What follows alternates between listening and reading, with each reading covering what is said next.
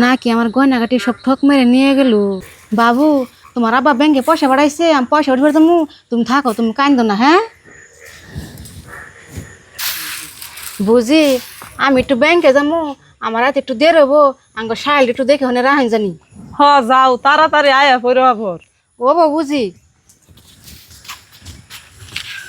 কো তুমি, আমি তাড়াতাড়ি করে বেতন বাইরে আই পড়ছি। এই যে তুমি টিনের বেড়া হলে আমি বাইরে আহ তাড়াতাড়ি করে, কেউ আবার দেখি হাল দিব। ও বউ বাইরে আইসি আমি খারাপ ও আইসো ন, তাড়াতাড়ি করে জামু তো তুমি কি কিনে এসো। নগদ 50,000 টাকা নিয়েছি, আর গয়নাগাটি যা আছে সব নিয়েছি। তুমি একটা কামের কাম করছো, ব্যাগ নিয়ে যাইছো, আমি মেলা খুশি হয়েছি। ব্যাগটা আমার কাছে দাও, তোমার কাছে থাকলে মানুষ দেখবো এটা আমি হামলে থিয়ে গে কামের কাম একটা করছি। 1 বছর পরে যাই আমি হারাই করে কেউ দেখ পাবো। ফোনও তো রিসিভ করে না, 3 ঘন্টা হয়ে গেল গায়ে, তোর তো খবরই পাইনি। নাকি আমার গয়নাগাটি সব ঠক মেরে নিয়ে গেল। আহারে কানবান নইছে বইয়া বাবা, কান্দো না।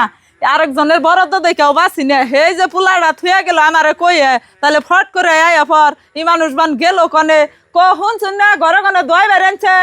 কি হয়েছে, ডাক পারো কে? ডাক পারো মার কি এর নিগে?